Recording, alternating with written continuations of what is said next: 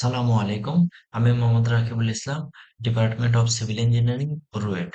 অর্থাৎ আমি আজকে তোমাদের সাথে ঢাকা বিশ্ববিদ্যালয়ের 2020-21 শিক্ষাবর্ষের পদার্থবিজ্ঞান যে প্রশ্নটা আছে সেখানে এমসিকিউ এবং রিটেন সম্পূর্ণ প্রশ্নটা সমাধান করে দেখাইছি। তাছাড়া তোমরা প্লে লিস্টের ভিতর যে দেখবা, অর্থাৎ চ্যানেলের ভিতর যে দেখবা বিভিন্ন রকম প্লে লিস্ট আছে। সেই প্লে লিস্টে তোমরা কৃষির জন্য এবং অন্যান্য বিশ্ববিদ্যালয়ের রুয়েট, বুয়েট সহ ঢাকা বিশ্ববিদ্যালয়ের সকল প্রশ্নের সমাধান পেয়ে যাবা। আর তাছাড়াও সব ভিডিও প্রাইভেট করা আছে। যদি তোমরা সবগুলো ভিডিও, অর্থাৎ টোটাল 150টা ভিডিও অ্যাক্সেস নিতে চাও, তাহলে তোমাদেরকে একটা নাম্বারে হোয়াটসঅ্যাপ করতে হবে। সেই নাম্বারে 100 টাকা, বর্তমানে 100 টাকা পেমেন্ট করলে তোমরা সেই 150টা ভিডিওর অ্যাক্সেস পেয়ে যাবা। নাম্বারটা হচ্ছে, আমি দেখো স্ক্রিনে লিখে দিব, 01749317288, 01749317288। এই নাম্বারে হোয়াটসঅ্যাপে মেসেজ করতে হবে। 100 টাকা পেমেন্ট করলে তোমরা 150টা ভিডিওর অ্যাক্সেস পেয়ে যাবে। যেরকম এখানে ভিডিওগুলো দেখতে পাচ্ছ, এখানে কিন্তু সব ভিডিও আমি পাবলিক করে দেই নাই, ঠিক আছে? তো চলো আমরা শুরু করে দেই, আর কথা বাড়াবো না। দেখো, 1 নম্বর কোশ্চেনটা কি বলছে? এ এর মান কত হলে ভেক্টর এ এবং ভেক্টর বি পরস্পর লম্ব হবে? ঠিক আছে। দেখো, দুটো ভেক্টর লম্ব তখনই হবে যখন এদের ডট গুণফল সমান শূন্য হবে, অর্থাৎ ভেক্টর এ এবং ভেক্টর বি ডট গুণফল শূন্য হবে। তাহলে আমরা ডট গুণফল করি, অর্থাৎ আই এর সাথে আই, জে এর সাথে জে এবং এর সাথে কে গুণ করতে হবে। তাহলে 2 × আই এর সাথে আই, অর্থাৎ হচ্ছে 2 × এ প্লাস 2 × 1 -1 × 0, অর্থাৎ বি ভেক্টরের কোনো আহ, কে কে নাই, অর্থাৎ কে ক্যাপ নাই। তাহলে এটা সমান আমাদের 0 হবে। তাহলে এ সমান, এখানে আমাদের উত্তর আসে হচ্ছে -1। এটুকু উত্তর। 2 নম্বর প্রশ্নটা বলছে কত বেগে, কি বলছে খেয়াল করো, কত বেগে চললে একটি রকেটের গতিশীল দৈর্ঘ্য এর নির্চল দৈর্ঘ্যের অর্ধেক হবে? আচ্ছা, কত বেগ, তার মানে আমাদের ভি বের করতে বলছে। এটা আমাদের ভি সমান হোয়াট। এখন বলছে রকেটের গতিশীল দৈর্ঘ্য, অর্থাৎ এল সমান নিশ্চল দৈর্ঘ্যের অর্ধেক, অর্থাৎ এল সমান এল নট ডিভাইডেড বাই 2। তাহলে আমরা সূত্র কি জানি? এল সমান জানি হচ্ছে L naught into √1 - V square by C square, ঠিক আছে, V square divided by C square. তাহলে এল সমান আমরা জানি হচ্ছে এল নট ডিভাইডেড বাই 2 সমান হচ্ছে L naught into 1 - V square by C square. তাহলে এই এল নট আর এল নট বাদ গেলে পরে আর উভয় পক্ষকে স্কোয়ার করে দিলে 1/4 সমান 1 - V square divided by C square থাকে। তাহলে এখান থেকে আমরা যদি ক্যালকুলেশন করি, তাহলে V square by C square সমান 1 - 1/4, এটা সমান হয় হচ্ছে আমাদের 3/4, ঠিক আছে। অর্থাৎ ভি সমান হচ্ছে 3/4 ইন্টু সি স্কোয়ার। এখন এর উপর রুট করে দিলে পরে এটা সি স্কোয়ার বাদ যায়, সি স্কোয়ার দিলাম।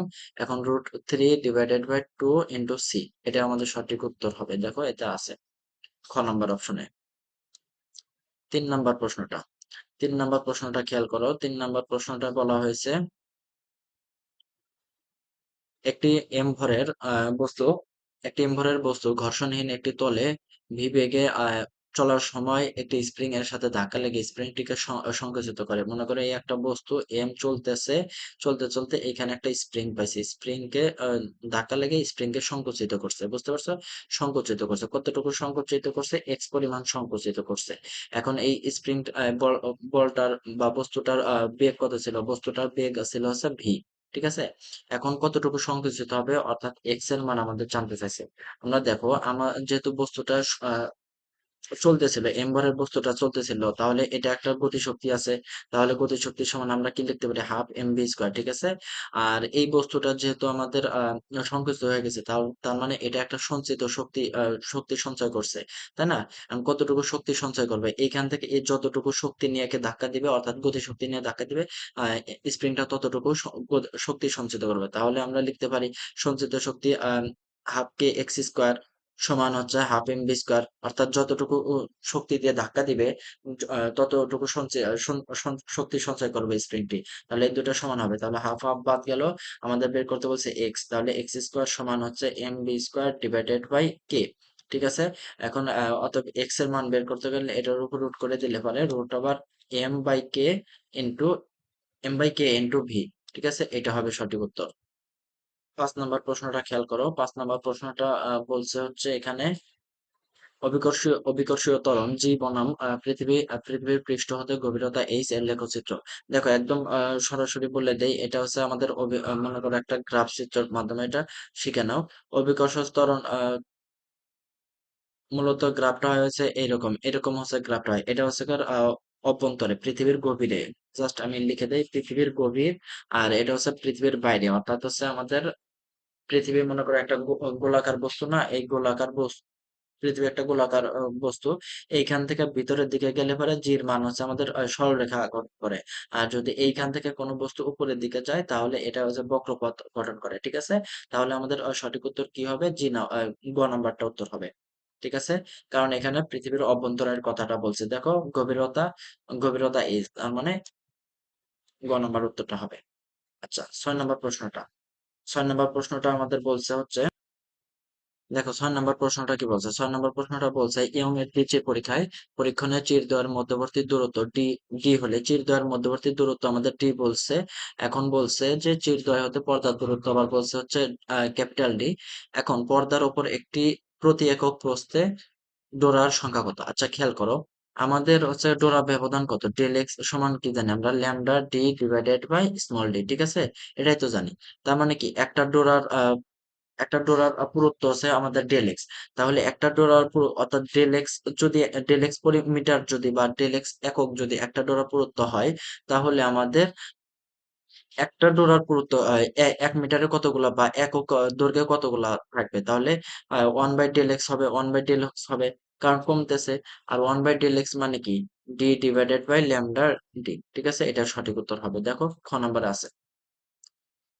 7 নম্বর প্রশ্নটা বলছে যে একটি সরল দোলকের দোলনকাল, একটি সরল দোলকের দোলনকাল হবে আমাদের 50% বাড়াতে এর কার্যকর দৈর্ঘ্যের পরিবর্তন কত? আমরা সূত্র কি জানি? T1/T2 সমান root over L1 divided by L2। তাহলে আমরা একটু বসাই, দোলনকাল হচ্ছে আমাদের 50% বাড়ানো হয়েছে। তার মানে প্রথমে আমাদের মনে করো 1 ছিল, প্রথমে 1 ছিল, পরবর্তীতে 50% বাড়ানো মানে কি? 0.5 বাড়ানো, তাই না? 50% পার্সেন্ট আকারে প্রকাশ করলে তো এটা আমাদের 0.5 হয়।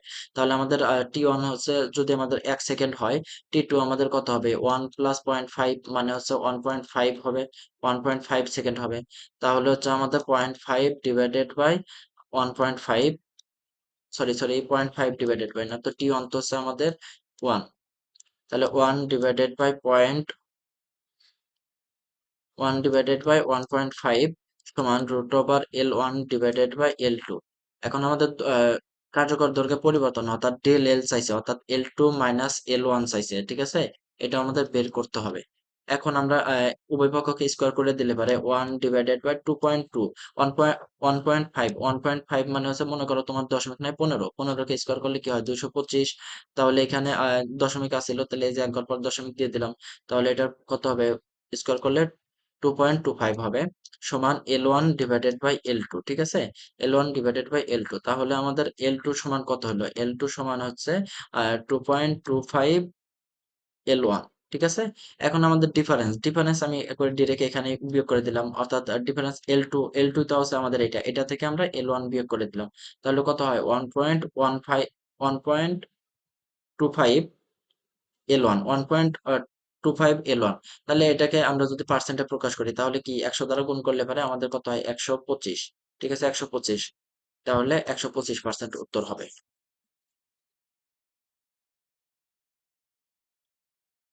8 নম্বর, 8 নম্বর কি বলছে? কোন আদর্শ গ্যাসের কেলভিন তাপমাত্রায়, কোন আদর্শ গ্যাসের তাপমাত্রা কেলভিন স্কেলে 4 গুণ করা হয়েছে। তার মানে আমাদের T1 যদি আমাদের মনে করো 1 কেলভিন হয়, তাহলে আমাদের T2 কত করা হয়েছে? 4 কেলভিন করা হয়েছে, ঠিক আছে। এখন তার অণুগুলোর মোল ভরবেগ কত গুণ বৃদ্ধি পাবে? তার মানে আমাদের C2 কত হবে? C2 কত হবে? আমরা C1 সমানও আমরা C1 সমান C ধরলাম, ঠিক আছে। তাহলে আমরা সূত্র কি জানি? সি সমান আমরা সূত্র জানি root over 3 RT divided by M. অর্থাৎ এখানে তাপমাত্রা এবং মূল গড় ভরবেগের সম্পর্ক হচ্ছে সি সমানুপাতিক টি, ঠিক আছে। তাহলে আমাদের C1/C2 সমান হচ্ছে root over T1/T2, root over T1/T2। তাহলে আমাদের C1 তো C2 আমাদের বের করতে বলছে।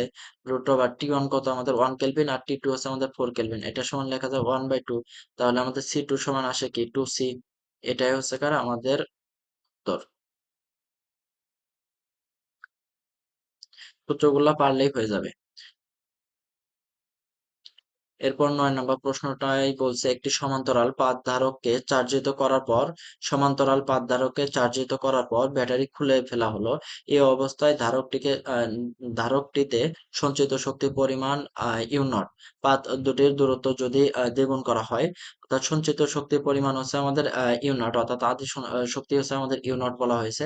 পাত দুটির দূরত্ব যদি দ্বিগুণ করা হয়, দূরত্ব দ্বিগুণ করা মানে কি পূর্বে D1 যদি D হয়, তাহলে D2 সমান কত? আমাদের D2 সমান হবে হচ্ছে আমাদের 2D, 2D হবে। তবে ধারকের সঞ্চিত শক্তি কত গুণ হবে? ধারকের সঞ্চিত শক্তি কত হবে? U2 সমান কত হবে? ঠিক আছে? আমাদের U1 সমান আমাদের ইউ নট দেওয়া আছে। এখন আমরা ইউ এর সঞ্চিত শক্তি ইউ সমান আমরা কি জানি? Q square divided by 2c। ঠিক আছে?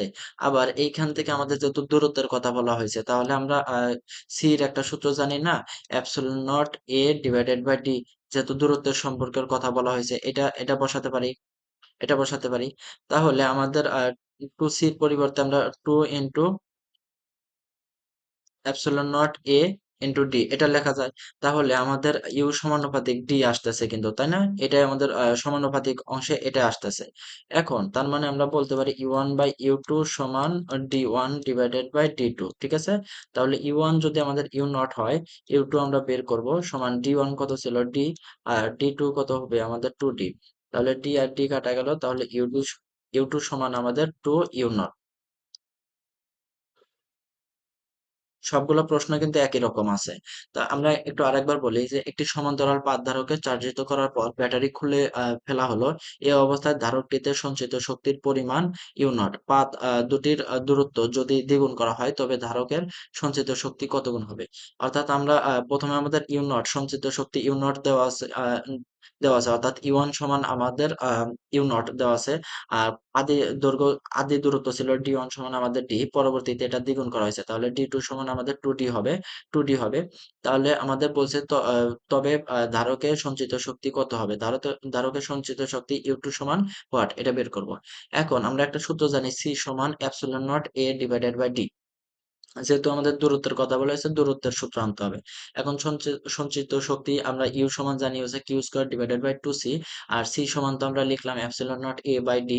তাহলে ইউ সমান Q square D divided by 2 epsilon naught. তাহলে অর্থাৎ আমাদের সঞ্চিত শক্তি ইউ এবং দূরত্ব ডির সম্পর্ক হবে ইউ সমানুপাতিক ডি, অর্থাৎ U1 বাই U2 সমান D1 বাই D2। এখান থেকে মানগুলো বসা দিলেই তো হয়ে যাবে। 10 নম্বরটা কি বলছে? কিউ আধান বিশিষ্ট একটি গোলককে একটি অপরিবাহী, কি বলছে? একটি অপরিবাহী সুতার, কিউ আধান বিশিষ্ট একটি গোলককে একটি অপরিবাহী সুতার এক প্রান্তে বেঁধে কৌণিক বেগে ঘোরানো হচ্ছে। ঘূর্ণায়মান আধানটি কি পরিমাণ বিদ্যুৎ উৎপন্ন করবে?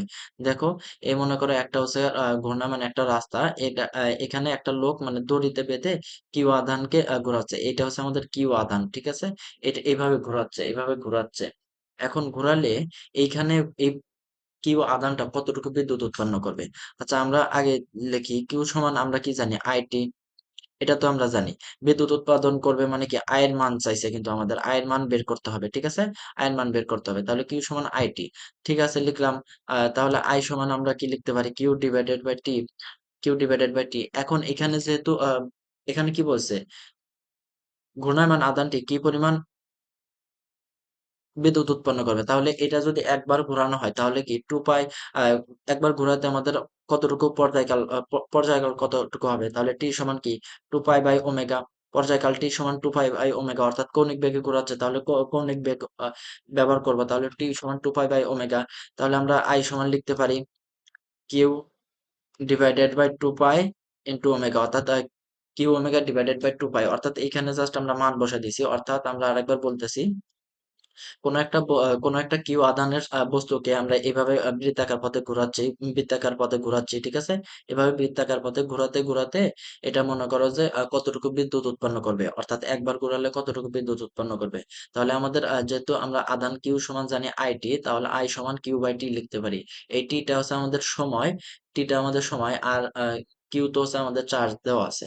তাহলে টি সমান আমরা যে 2 পাই বাই ওমেগা লিখতে পারি, কারণ কি এটা হচ্ছে আমাদের কৌণিক বেগে ঘোরানো হয়েছে, ফলে একবার ঘোরালে আমাদের টি সময় কাউন্ট হয়, আর এই টি সময়টা হচ্ছে 2 পাই বাই ওমেগা।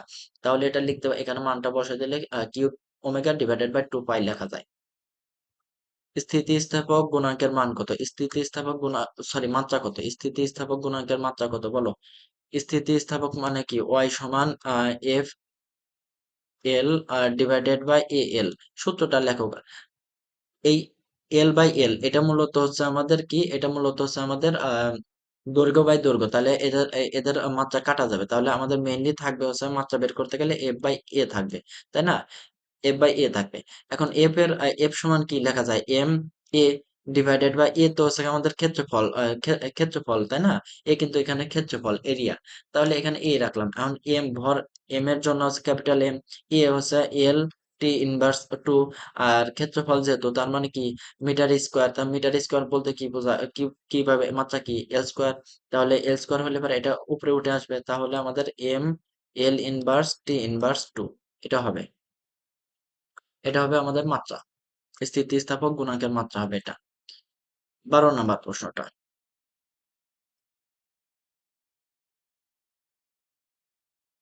এখানে বলছে এখানে মূলত একটা বিক্রিয়া দেওয়া আছে, এই বিক্রিয়ার বিক্রিয়াটিতে অনুপস্থিত কণাগুটি আগে প্রথমে একটু দেখে নাও। যদি 1/1 হয় তাহলে সেটা হবে আমাদের প্রোটন, আর যদি 1 0 হয় তাহলে সেটা আমাদের নিউট্রন হবে, আর যদি 0 - 1 হয় তাহলে সেটা আমাদের বিটা হবে, ঠিক আছে? এটা হবে। এখন আমাদের এখানে মানে নিচে নিচে এবং উপরে উপরে যোগ করবো, তাহলে আমাদের বাম পক্ষ এবং ডান পক্ষ লিখবো। তাহলে 13 + 2 সমান 14, অর্থাৎ এই যে নিচে যেগুলো আছে 13 আর 2 যোগ করলে 14, যোগ করলে 15, 15 এখানে আছে 14, তাহলে এই পাশে আরো কিছু একটা থাকবে, তাহলে আর কত বাদ আছে? মনে করো এক্স বাদ আছে, তাহলে এক্স এর মান কত? এক্স এর মান আমাদের 1 হয়, ঠিক আছে? এটা কি আমাদের নিচে। এখন উপরের অংশটা যোগ করি, তাহলে আমাদের এই যে 27 আর 4 যোগ করলে কত হয়? 31, এখানে আছে কত? 30, তাহলে আমার বাদ আছে কত? তাহলে একটু লিখি, 27 যোগ 4 সমান 30 যোগ ওয়াই। তাহলে ওয়াই এর মান পাবো হচ্ছে আমাদের কত? ওয়াই এর মান পাবো 1। তার মানে উপরে 1 নিচে 1, তাহলে এটা কি হবে? এই যে হাইড্রোজেন অর্থাৎ প্রোটন হবে, তাই না? প্রোটন হবে উত্তরটা। ও আরেকটা হচ্ছে কার 2 4 থাকলে পরে সেটা হচ্ছে আমাদের আলফা কণা, ঠিক আছে? এই যে এই সিরিয়ালে লিখে নাও, 2 4 থাকলে সেটা আমাদের আলফা কণা হয়। 13 নম্বর প্রশ্নটা বেশ সহজে করা যায়, এটা দেখে ভয় পাওয়ার কোনো কারণ নাই, এটা খুবই সহজ। দেখো 13 নম্বর প্রশ্ন, 14 মিনিট পরে একটি তেজস্ক্রিয় পদার্থের 1/16 অংশ অবশিষ্ট অবশিষ্ট থাকে, এর অর্ধায়ু কত? আমাদের হচ্ছে টাইমটি দেওয়া আছে কত? 14 মিনিট, ঠিক আছে?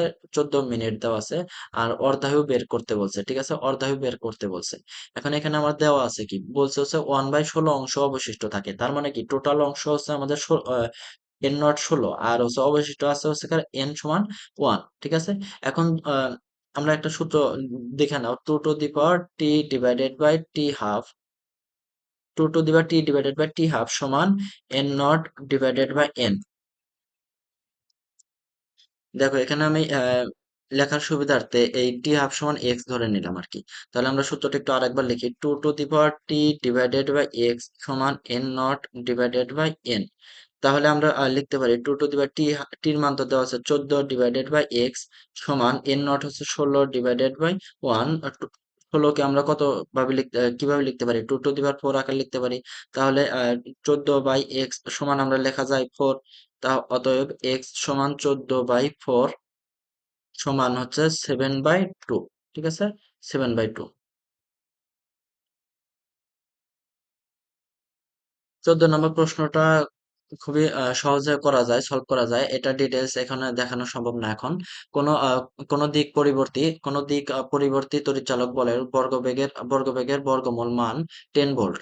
তড়িৎচালক বলের শীর্ষ মান কত? শীর্ষ মান বের করতে হলে যে তড়িৎচালক বলের গড় বর্গের বর্গমূল দেওয়া আছে তার সাথে তুমি √2 গুণ করে দিবা, √2 গুণ করে দিবা, যা আছে সেটার সাথে √2 গুণ করে দিবা। √2 গুণ করলে কত হয়? √2 এর মান এটা মুখস্থ রাখবা, 1.41, ঠিক আছে? তাহলে এটা গুণ করলে এবার হচ্ছে আমাদের অবশ্যই 10-এর চেয়ে বেশি হবে, আর 10-এর চেয়ে বেশি একটাই অপশন আছে, 14.14, তাহলে এটাই উত্তর হবে, ঠিক আছে? আর যদি 10-এর উপরে একাধিক অপশন থাকে তাহলে গুণ করে নিতে হবে। কোন ত্রুটি দূরীকরণে উত্তর লেন্স ব্যবহার করা হয়? বলো, উত্তর লেন্স ব্যবহার করার জন্য হচ্ছে কার আমাদের দূর ত্রুটি, অর্থাৎ আমি দূরের বস্তুটা দেখতে পারি না, কাছের বস্তু ভালো দেখতে পারি, সেক্ষেত্রে আমাদের উত্তর লেন্স ব্যবহার করতে হবে। কিন্তু আমি কাছের বস্তু ভালোভাবে দেখতে পারি না, কিন্তু দূরের বস্তু ভালোভাবে দেখতে পারি, তবে সেটা আমাদের অবতল লেন্স ব্যবহার করতে হবে। আচ্ছা, ঠিক আছে, ফিজিক্স আমাদের রিটেন কোশ্চেনে আসো। রিটেন কোশ্চেনে আমাদের বলছে, প্রথম কোশ্চেনটা বলছে একজন পথে ভি বেগে ভ্রমণ করছে। সাইকেলের চাকা ও পথের মধ্যকার সাইকেলের মধ্যকার চাকা ও পথের মধ্যকার স্থিতি ঘর্ষণ গুণাঙ্ক মিউ এস সমান কত দেওয়া আছে? আমাদের 0.5 দেওয়া আছে। ঠিক আছে, মিউ এস সমান 0.5 দেওয়া আছে। এখন সাইকেলের উপর ক্রিয়ারত বল সময়ের মান কত? মানে এখানে কি কি বল কাজ করতেছে এটা একটু প্রথমত দিয়ে নেই। সাইকেলের উপর মূলত হচ্ছে কেন্দ্রমুখী বল এবং ঊর্ধ্বমুখী বল কাজ করতেছে, অবিলম্ব বল কাজ করতেছে। অর্থাৎ কেন্দ্রমুখী বল, মনে করে এই সাইকেল টা এইভাবে বাঁকা পথে চলতেছে, এখানে এই যে কেন্দ্র থেকে একটা বলে একে টানতেছে, ঠিক আছে, টানতেছে কেন্দ্র থেকে কি একটা বলে টানতেছে। আর এই সাইকেলটা উল্লম্ব বরাবর একটা বল কাজ করতেছে, যেমন তার ওজনটা কি নিচ বরাবর কাজ করতেছে না, ওজন সবসময় ভূমি বরাবর কাজ করে, অর্থাৎ এটা এক ধরনের উল্লম্ব বরাবর। ঠিক আছে, মানে অয়ক্ষ বোঝাইছে, অয়ক্ষ বরাবর কাজ করতেছে। ঠিক আছে, এখন যদি বেগ ভি সমান হচ্ছে 10 মিটার পার সেকেন্ড হয়, তাহলে তবে সর্বনিম্ন কত ব্যাসার্ধের বৃত্তাকার পথে আরোহীটি ভ্রমণ করতে পারবে? অর্থাৎ তার বক্রপাত কত হতে হবে? ঠিক আছে, ব্যাসার্ধ কত হতে হবে? আমরা এটার সূত্র কি জানি? আমরা সূত্র জানি ভি স্কোয়ার সমান হচ্ছে মিউ আর জি, এটা একটা সূত্র জানি। তাহলে এখান থেকে আমরা আর এর মান বের করতে পারবো। তাহলে আর সমান হচ্ছে B square divided by R mu G, B square divided by mu G. ঠিক আছে, তাহলে বি স্কোয়ার সমান আমরা কি লিখতে পারি? 10 স্কোয়ার ডিভাইডেড বাই মিউ কত? মিউ হচ্ছে 0.5 বা 1/2 লিখলাম, আর জি এর মান আমরা 10 ধরবো। তাহলে এটা দ্বারা ভাগ করলে কত হয়? 5 হয়। আর 10 স্কোয়ার মানে হচ্ছে 100, 100 ডিভাইডেড বাই 5 সমান হচ্ছে আমাদের 20। ঠিক আছে, 20 হবে। তাহলে এখন বলতে পারো যে জি এর মান 10 ধরবো, 10 ধরবো না 9.8 ধরবো? 10 ধরাই বেটার হবে, কারণ এখানে তোমার এত সময় না যে ক্যালকুলেশন করে করে বের করতে পারবে। আর 10 ধরলে পারে তারা মার্ক দিয়ে দিবে। এরপর 2 নম্বর প্রশ্নটা, চিত্রের বর্তনীটির প্রান্তদ্বয়ের মধ্যবর্তী বিভব পার্থক্য কত? মধ্য দিয়ে, মানে এই যে আমাদের এই যে এই বিভব ভোল্টটা আছে না, রোধটা আছে না, এই রোধের দুই প্রান্তের বিভব পার্থক্য। এই রোধের দুই প্রান্ত মূলত কিন্তু এই যে এই বিন্দু আর হচ্ছে এই বিন্দু, এই বিন্দু আর এই বিন্দু, এই দুই প্রান্তের বিভব পার্থক্য আমাদের জানতে চাইছে। তাহলে আমরা আগে তুল্য রোধ বের করি। তুল্য রোধ মনে করো আরপি। ঠিক আছে, আরপি সমান একবারে ডিরেক্ট লিখে দিবা। এটাকে সিরিজ 2/3 সিরিজে যুক্ত আছে, তাহলে 2/3 প্লাস এই দুটা হচ্ছে আমাদের সমান্তরালে যুক্ত আছে। যদি দুটা রোধ সমান্তরালে যুক্ত থাকে, তাহলে আমাদের সহজে বের করার সূত্র হচ্ছে দুটার গুণফল ডিভাইডেড বাই তাদের যোগফল। ঠিক আছে, দুটার গুণফল ডিভাইডেড বাই তাদের যোগফল। তাহলে এটা আমাদের বের করি 2/3 প্লাস 8/6। আর 8/6 কে আমরা লিখতে পারি হচ্ছে কত? এটা হচ্ছে 4/3। তাহলে এটা যদি আমরা লসাগু করে দেই, তাহলে 2 প্লাস 4, অর্থাৎ এখানে আমাদের 2 হয়। এইভাবে লাইন স্কিপ করতে পারো, কোনো সমস্যা নাই। যত সহজে করতে পারো তত লাভ, কারণ ওখানে জায়গা ছোট দেওয়া থাকে। আর সবচেয়ে বড় কথা, তোমার সময় বাঁচাতে হবে। তাহলে আমাদের এত ওহম, তবে একক ব্যবহার করতে হবে, একক ব্যবহার না করলে আবার নাম্বার কাটতে পারে।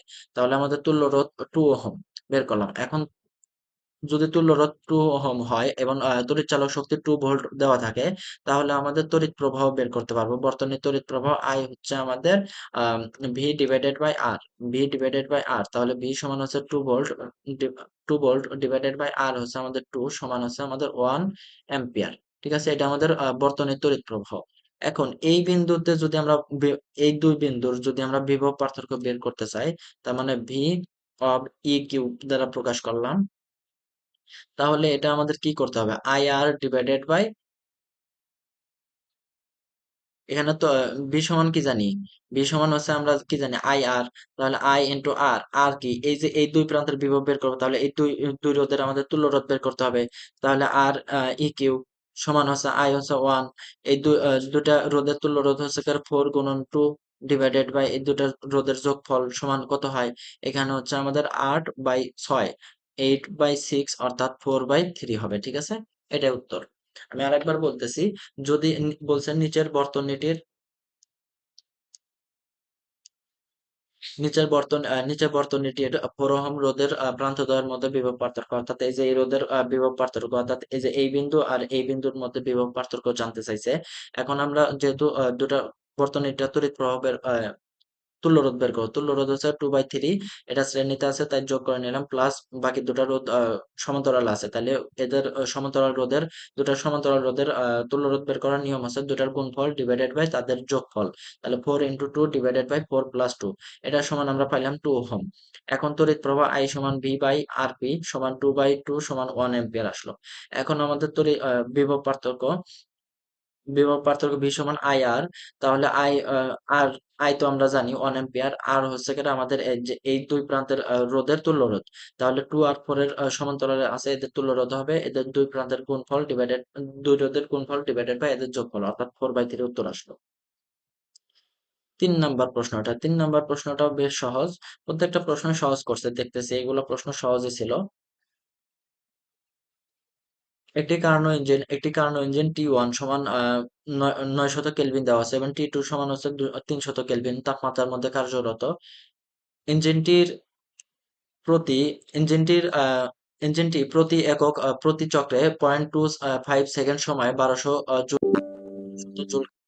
ডাব্লিউ সমান আমাদের কত দেওয়া আছে? 1200 জুল। দেখো আমাদের কি দেওয়া আছে, কাজ করে কতটুকু? 1200 জুল। এখন উচ্চ তাপমাত্রায় ধারক থেকে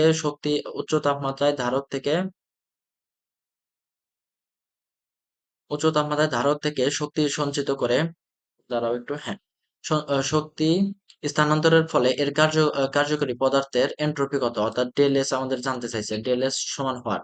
ঠিক আছে, তাহলে আমরা একটা সূত্র জানি হচ্ছে এটা সমান হচ্ছে 1 - টি টু ডিভাইডেড বাই T1। ঠিক আছে, 1 / T2 - T1, এটা সমান আমরা লিখতে পারি 1 - T2 মান কত, অর্থাৎ হচ্ছে 300 ডিভাইডেড বাই 900, তার মানে এটা সমান আমরা লিখতে পারি হচ্ছে 1/3, তাই না? 1/3, অর্থাৎ 1 থেকে বিয়োগ করলে আমাদের 2/3 হলো, এটা হচ্ছে আমাদের ইটা।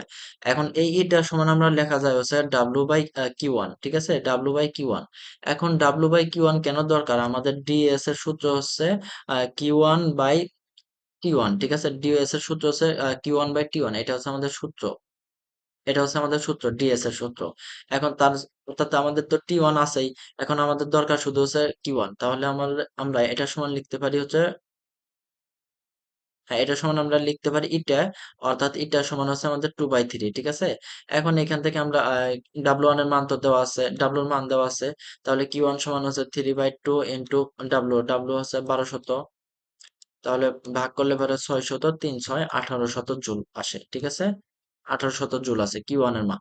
অতএব ডিএস এন্ট্রপি পরিবর্তন, ডিএস সমান হচ্ছে Q1/T1, অর্থাৎ 1800 ডিভাইডেড বাই T1। T1 হচ্ছে আমাদের 900, অর্থাৎ 2 জুল পার কেলভিন। এটা কিন্তু দিতে হবে, কারণ এটা হচ্ছে আমাদের একক, একক না দিলে আবার নাম্বার কাটিয়ে দিতে পারে 1 নাম্বার।